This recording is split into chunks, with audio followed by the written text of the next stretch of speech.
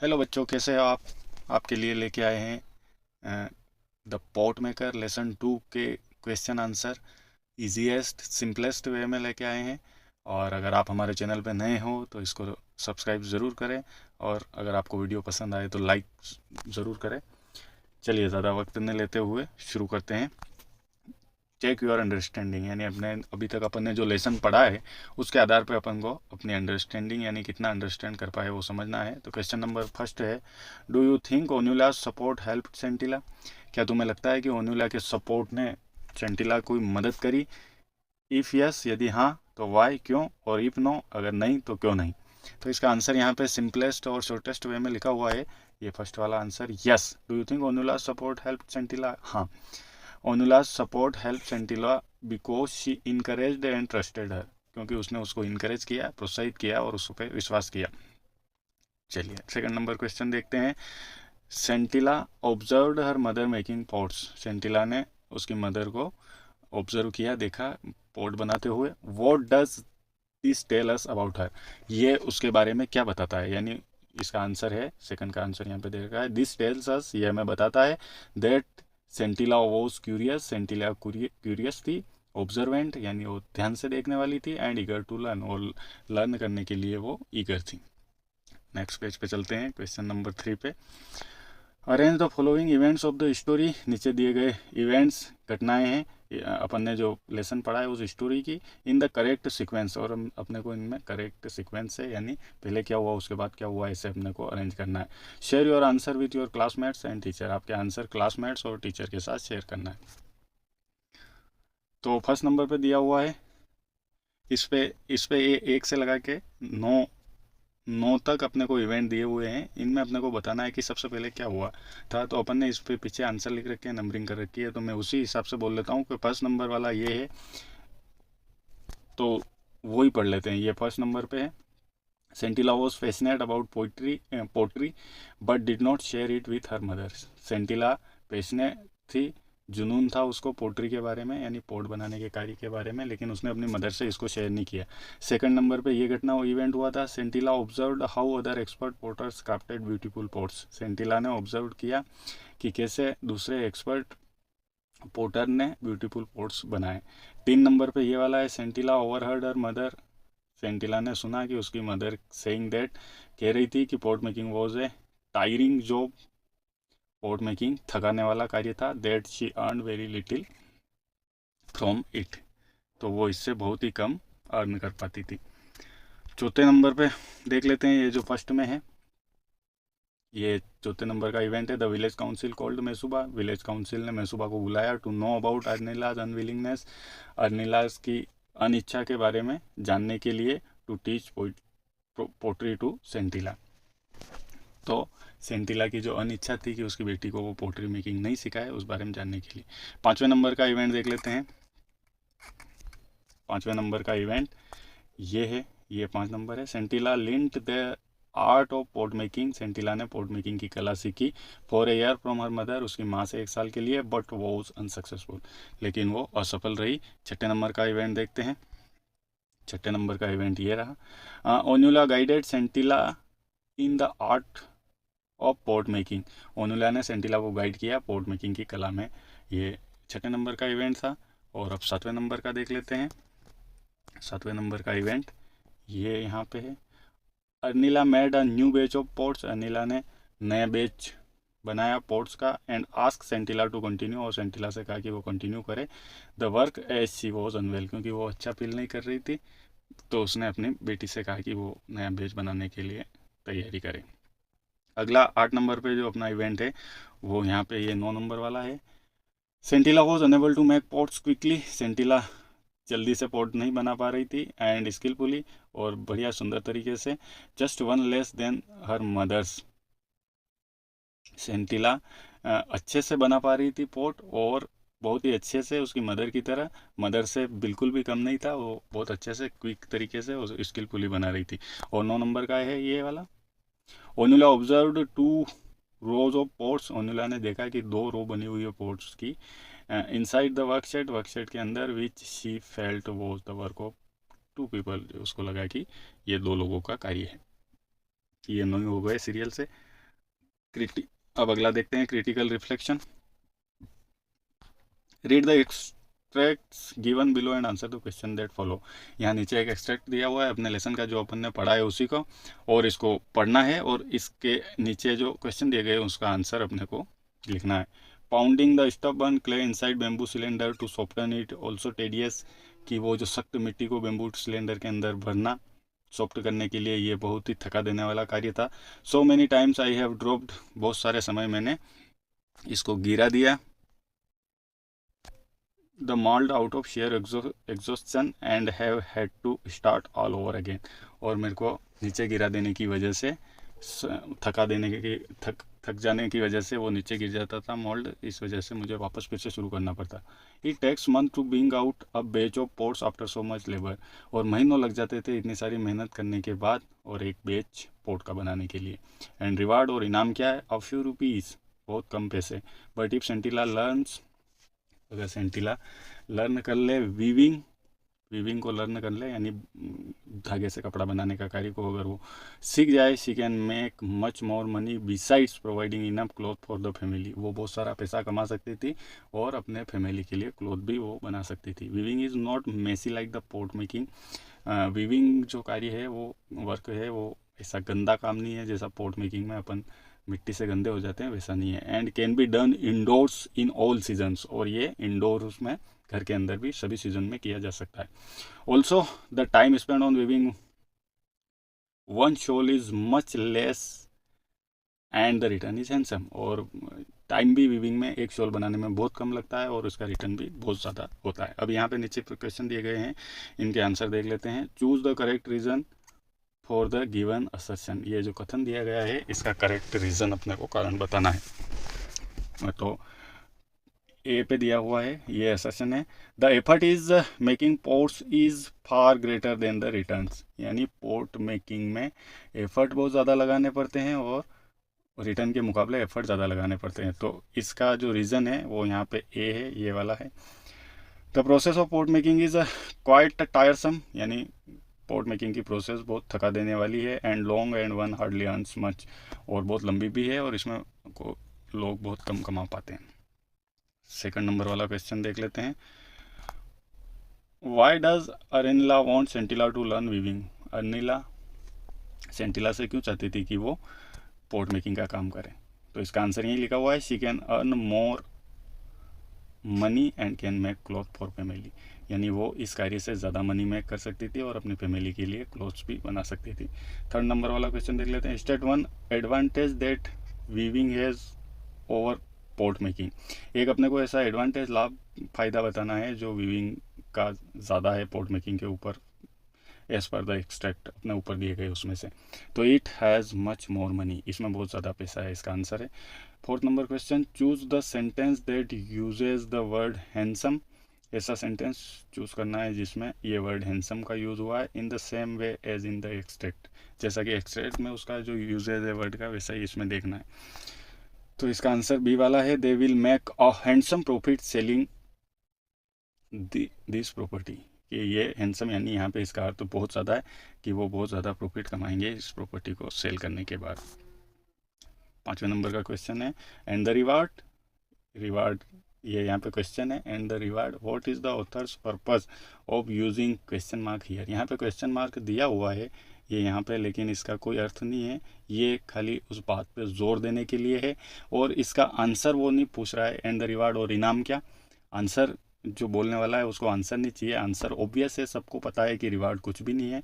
तो ये यहाँ पे क्वेश्चन मार्क इसलिए लगाया है कि एक्सप्रेसिंग फ्रस्ट्रेशन, वो फ्रस्ट्रेशन दिखा रही है अपने उदासी और फ्रस्ट्रेशन दिखाने के लिए यहाँ पे यूज़ किया गया है। चलिए अब सेकंड नंबर पे देख लेते हैं।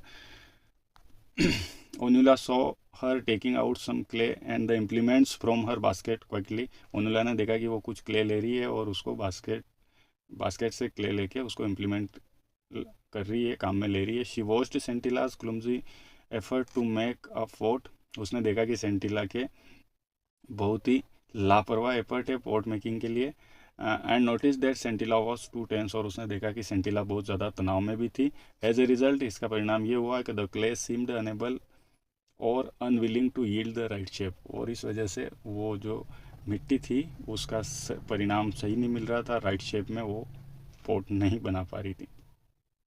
When Sentila wearily let the misshapen lump fall flat on the ground, और जब सेंटिला ने उस जो लंप था जो उसके हाथ से उसको ज़मीन पे गिर जाने दिया, Onula went to her and said don't worry little one, उसने कहा कि चिंता मत करो छोटी बच्ची, I shall teach you how to make a perfect pot, मैं तुम्हें सिखाऊंगी कि अच्छा सा पोर्ट कैसे बनाया जाता है। Sentila watched in amazement on Onula fashioned a beautiful pot, Sentila ने देखा आश्चर्य से कि ओनुला ने कैसे तैयार किया एक सुंदर pot, and asked her to try again, और उससे कहा कि तुम इसको वापस कोशिश करो। चलिए नेक्स्ट पेज पे इसके आंसर देखते हैं। Complete the sentence with an example, ये सेंटेंस को कंप्लीट करना है with complete the sentence with an appropriate reason, एक अच्छे उचित रीज़न के साथ इस सेंटेंस को कंप्लीट करना है। Onula feels Sentila's effort at making a pot is clumsy because, Onula का लगा कि सेंटिला के एफर्ट जो है पोर्ट मेकिंग के में लापरवाह है, बिकॉज क्योंकि she was unable to make pot, क्योंकि उससे पोर्ट नहीं बन रहा था। Second number question, choose the correct option to complete the following sentence, नीचे दिए गए सेंटेंस को कंप्लीट करने के लिए करेक्ट ऑप्शन अपने को सेलेक्ट करना है। Don't worry little one I shall teach you, छोटी बच्ची चिंता मत करो मैं तुम्हें सिखाऊंगी how to make a perfect pot, perfect pot कैसे बनाया जाता है। This shows that Onula was, ये दिखाता है कि ओनुला थी, क्या थी वो, तो इसका आंसर है सी, ओनुला थी थॉटफुल एंड जनरस, वो बहुत ही विचार करने वाली और उदार प्रवृत्ति की थी। Question number 3, which among the following is the effect of a cause, नीचे दिए गए सेंटेंस में कौन कारण का इफेक्ट ऑफ कोज, किस वजह से ये हुआ है, किस प्रभाव की वजह से हुआ है, ये देखना है। तो यहाँ पे दो सेंटेंस दे रखे हैं अपने को। एज ए रिजल्ट, परिणाम स्वरूप, द क्ले सिम्ड अनेबल और unwillingly willing to yield the right shape, और इसके परिणाम स्वरूप जो मिट्टी है वो जो इच्छित राइट शेप था उसको वो नहीं दे पा रही थी। और बी वाला जो है, Onula saw her taking out some clay and the implement from her basket quietly, तो इसका आंसर ए है कि इनमें से कौन सा सही कारण है जो प्रभावित कर रहा था, तो ये है फर्स्ट वाला ए। चौथा question, Onula fashioned a beautiful pot, Onula ने एक सुंदर पोर्ट तैयार किया। Here the word fashioned means created, यानी उसने क्रिएट किया, बनाया, इन दोनों में से लिखना था तो क्रिएटेड सही है। पांचवा क्वेश्चन देख लेते हैं, how might Scintilla have felt, Scintilla को कैसा लग रहा होगा when she saw the misshapen lump fall flat on the ground, तो इसका आंसर है उसको सैड डिसअपॉइंटेड लग रहा था एंड एम्बेरस्ड, और शर्मिंदा थी वो। सेकंड है आंसर द फॉलोइंग क्वेश्चन, नीचे दिए गए क्वेश्चन का आंसर देना है। Describe the process of pot making followed by expert pot makers as observed by Scintilla, तो इसका आंसर यहाँ पे है Scintilla observed that expert pot makers carefully shaped clay into beautiful pots using skills and patience, expert potter होते हैं वो अपने skills और पेशेंस का यूज़ करके शानदार तरीके से सुंदर पोर्ट बनाते थे। सेकंड क्वेश्चन है, what warning was given to Mesoba by the village council, village council ने मेसोबा को क्या वार्निंग दी, तो इसका आंसर जो है वो देख लेते हैं। इसका आंसर है the village council warned that the tradition and skill of pot making should be preserved and respected, village council ने उसको वार्निंग दी कि जो ट्रेडिशन परंपरा है और जो स्किल है पोर्ट मेकिंग का उसको प्रिजर्व्ड संरक्षित किया जाना चाहिए और उसका सम्मान किया जाना चाहिए। तीसरा वाला क्वेश्चन देख लेते हैं, how did Scintilla feel when she failed at pot making, जब वो सेंटिला पोर्ट मेकिंग में फेल हो रही थी तो वो कैसा फील कर रही थी। Even after a year of training with her mother, एक साल की ट्रेनिंग के बाद भी उससे नहीं बन रहा था तो कैसा फील कर रही थी, तो इसका आंसर 3 का है सेंटिला फेल्ड सैड, सेंटिला उदास थी, डिसअपॉइंटेड एंड एम्बेरस्ड, और शर्मिंदा थी when she failed eight making port even after a year of training, एक साल की ट्रेनिंग के बाद भी वो नहीं बना पा रही थी तो वो सैड और डिसअपॉइंटेड थी। अगला क्वेश्चन है, Onula stood there for a long time as if trying to absorb a new phenomena explain. Onula वहाँ पे बहुत देर तक खड़ी रही कि वो नई चीज़, कुछ एक्स्ट्रा ऑर्डिनरी चीज़ देख ली हो, उसको एब्जॉर्व करने के लिए इसको एक्सप्लेन करना है। तो इसका आंसर जो है, Onula stood there quietly because she was observing and trying to understand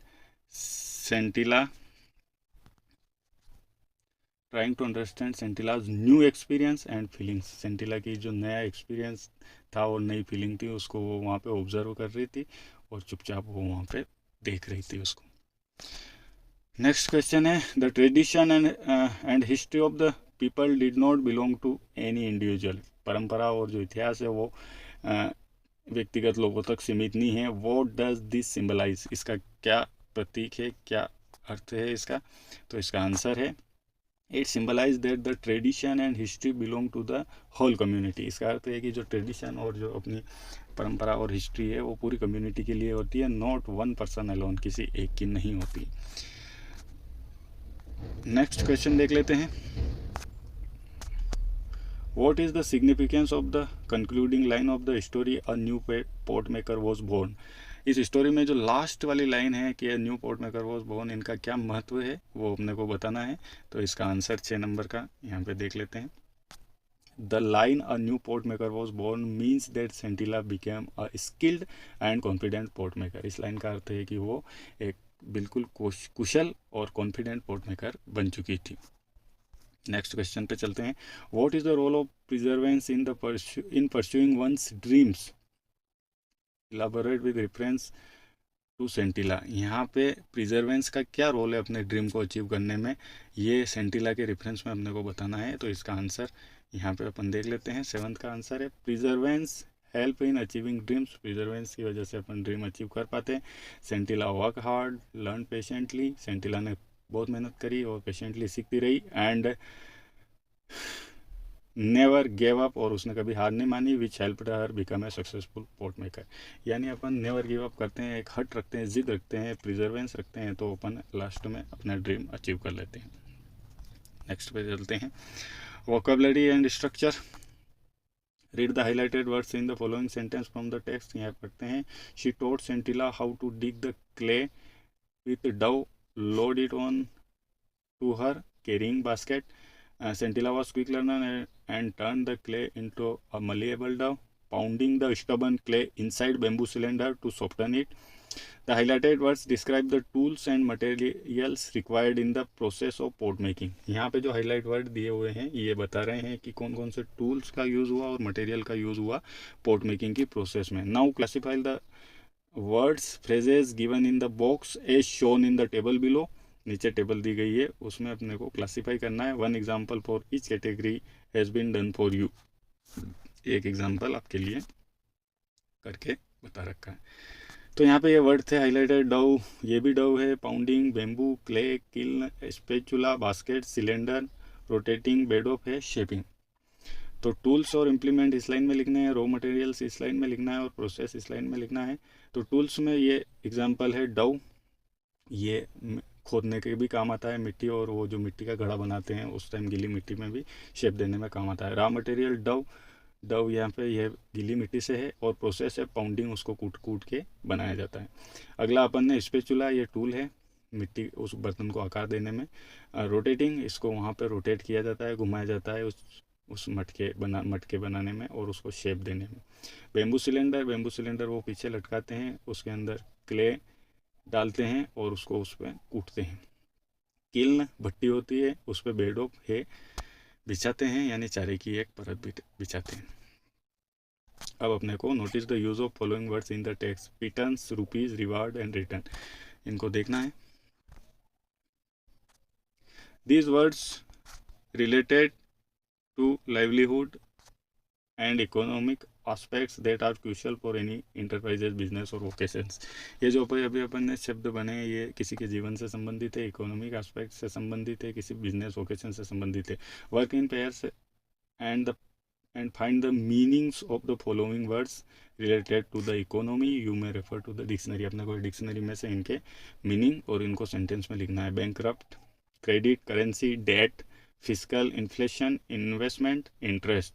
now frame sentence using each words, और अपने को इन्हीं वर्ड्स का यूज़ करके सेंटेंस फ्रेम करने हैं। तो यहाँ पे इनके आंसर लिखे हुए हैं। Meaning of words, bankrupt, bankrupt मतलब दिवालिया, having no money and unable to pay debts, किसी के पास कोई पैसा नहीं होता है और वो अपने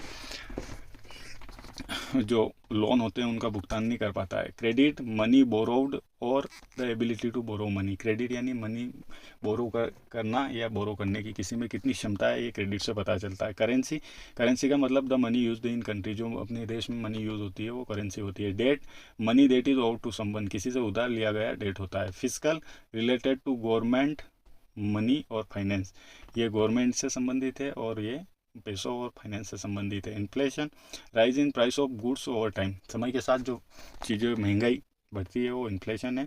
investment, putting money into something to earn profit, यानी अपनी मनी को कहीं लगा देना और वो मनी बढ़ती रहे, उसको इन्वेस्टमेंट कहते हैं। Interest, extra money paid for borrowing money, यानी अपन उधार लेने के बदले में जो एक्स्ट्रा मनी पे करते हैं उसको इंटरेस्ट कहते हैं। अब इनका सेंटेंस यूज़ कर दिया अपन ने, वो देख लेते हैं।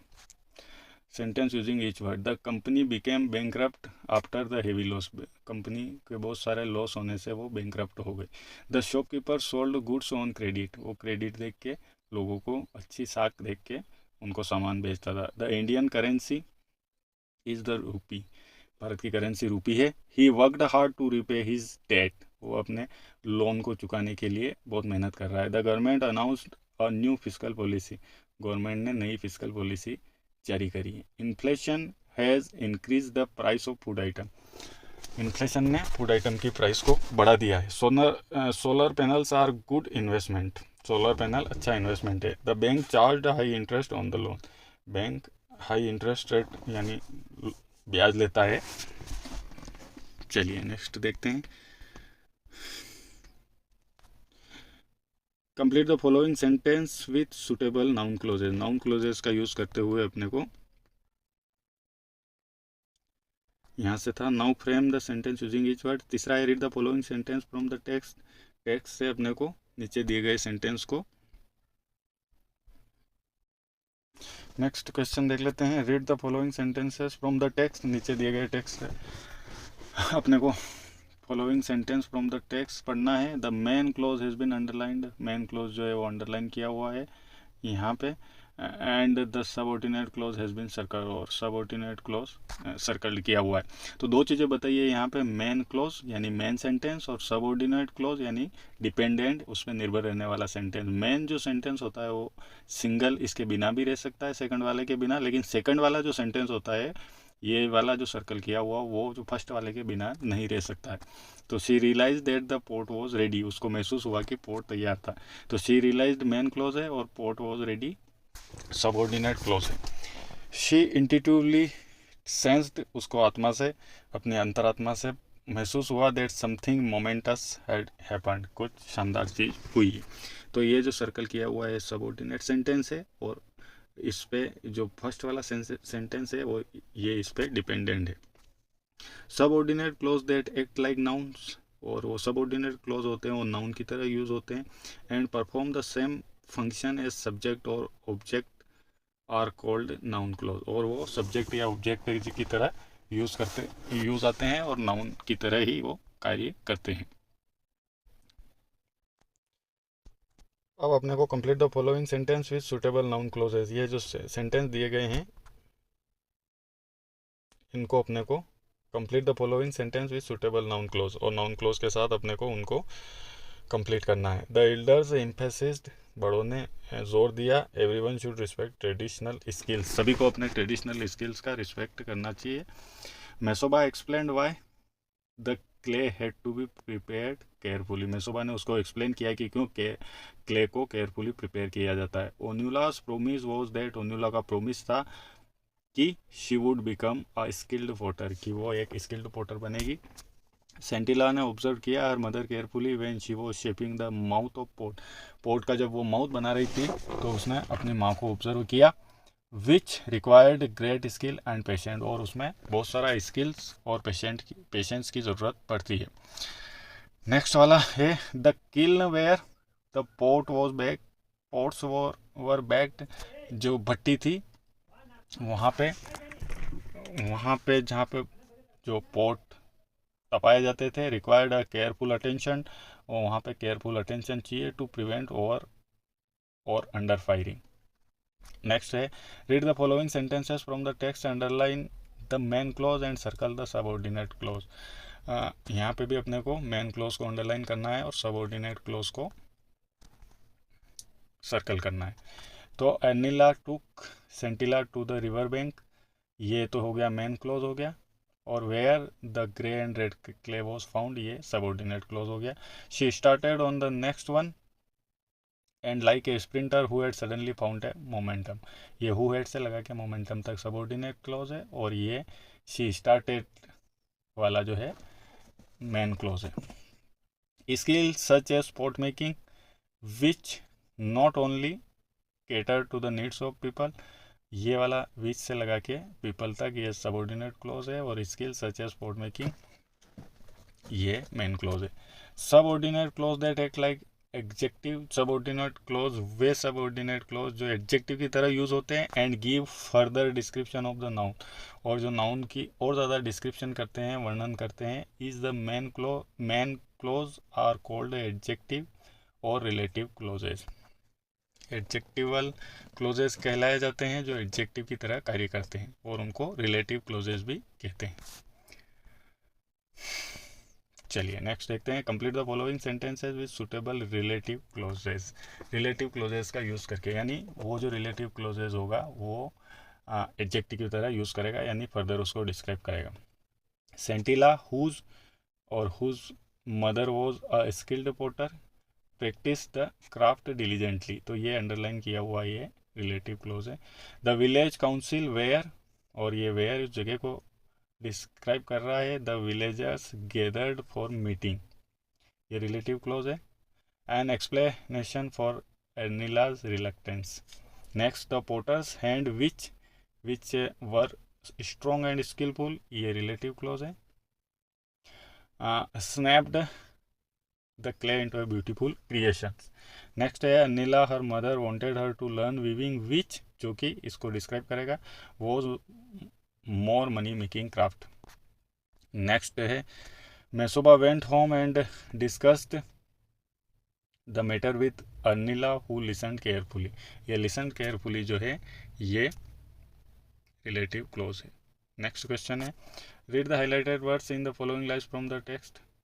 ओनुला saw her taking out some clay, ये हाईलाइटेड वर्ड को देखना है। सम यहाँ पे मैनी है, यहाँ एनी है, या दीज है, इनफ है, ये जो सब वर्ड है इनको डिटरमाइंस कहते हैं। डिटरमाइंस क्या होते हैं ये यहाँ पे दिखाया गया है। Determiners are words that come before noun, जो नाउन से पहले आते हैं, एंड स्पेसिफाई समथिंग, और किसी की विशेषता बताते हैं, अबाउट देयर क्वांटिटी, उनकी क्वांटिटी के बारे में बताएंगे, या डेफिनेटनेस के बारे में, उनकी निश्चितता के बारे में बनाएंगे, या ओनरशिप के बारे में बताएंगे, ऐसे शब्द को डिटरमाइनर्स कहते हैं। Here is a list of the most frequently used determiners, यहाँ पे जो बहुत ज़्यादा यूज़ होने वाले डिटरमाइनर्स की लिस्ट दे रखी है। ए एंड द, जिनको आर्टिकल्स भी कहते हैं, दीज दैट दीज दोज, ये डिमॉन्स्ट्रेटिव डिटरमाइनर्स है। My over his her its their ones, ये पॉजेसिव है, यानी ओनरशिप के बारे में बताते हैं। 1 2 और 3 ये डेफिनेट न्यूमेरल्स, ये डेफिनेट करते हैं। और some any no all both much many few less several little, ये इनडेफिनेट न्यूमेरल्स है, यानी ये निश्चित संख्या के बारे में नहीं बताते हैं। और ईच और एवरी, इधर निधर, ये डिस्ट्रीब्यूटिव है। अब इनका यूज़ करना है।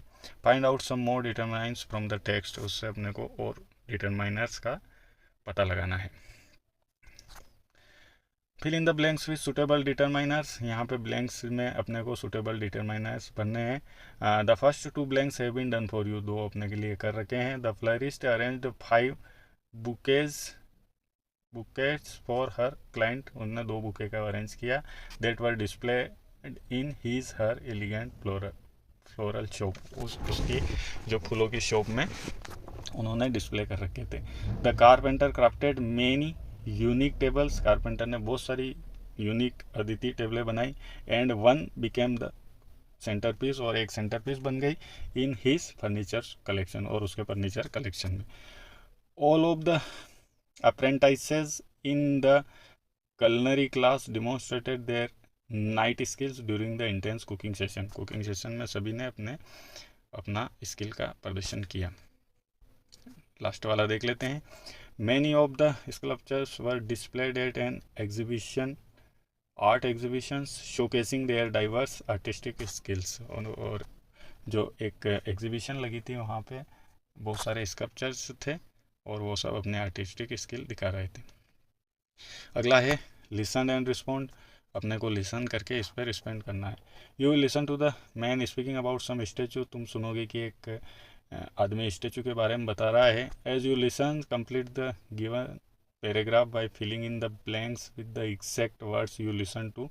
ट्रांसक्रिप्ट पेज नंबर 261 पे है।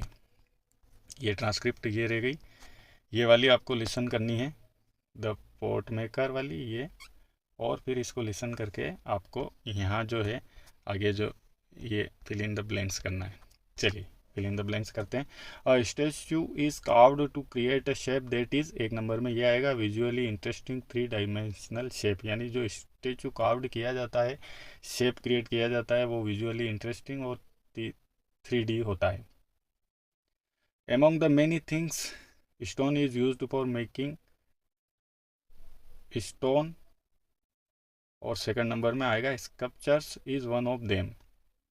इंडिया स्कल्पचर्स यानी ये मूर्ति, ये आकृति। India has some of the most fascinating and mesmerizing stone sculptures as it obvious from its many stone monuments across the country। और भारत में ऐसी बहुत सारी मूर्तियाँ हैं। तो ये अपन ने अभी जो लिसन किया था उसमें से ये वर्ड भरने थे। You will now listen to the man speaking about some steps involved in making stone statue. As you listen, select the 6 correct steps out of the 9 given in transcript page number 261 पे ये भी दिखाया था अपने को।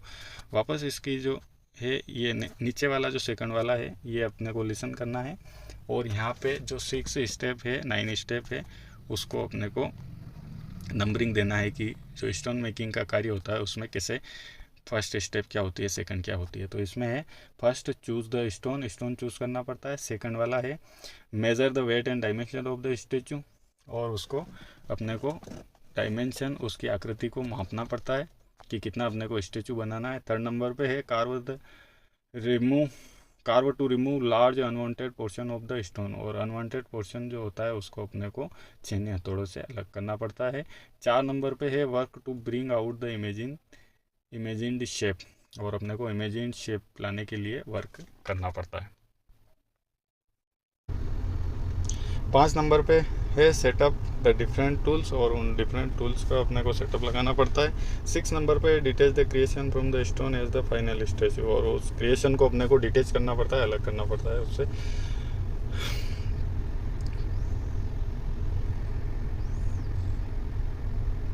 ये 6 जो step है अपने को इसमें बताइए, ये करनी है, बाकी के अपने को छोड़ देनी है। अगली स्पीकिंग एक्टिविटी है। नेक्स्ट देखते हैं राइटिंग टास्क है। राइटिंग टास्क अपन देख लेते हैं कैसे लिखना है इसको।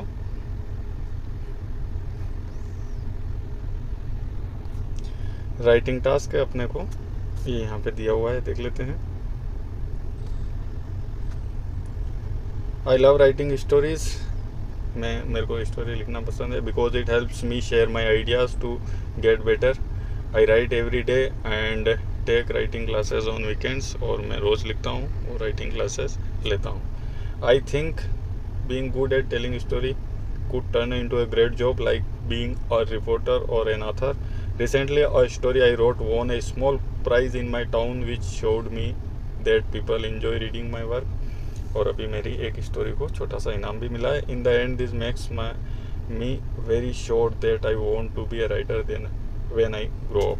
तो बड़ा होके मैं राइटर बनूंगा। तो इस तरीके से ये लेसन आपका पूरा हो जाता है। इसके क्वेश्चन आंसर अब अगले जो वीडियो में है अपन इस क्वालिटी वाले जो पार्ट की बात करेंगे, और अगला जो है इसके बाद जो पार्ट है इसका gifts of grace and honouring और ओकेशंस, ये देखेंगे। तब तक के लिए बाय, गुड बाय।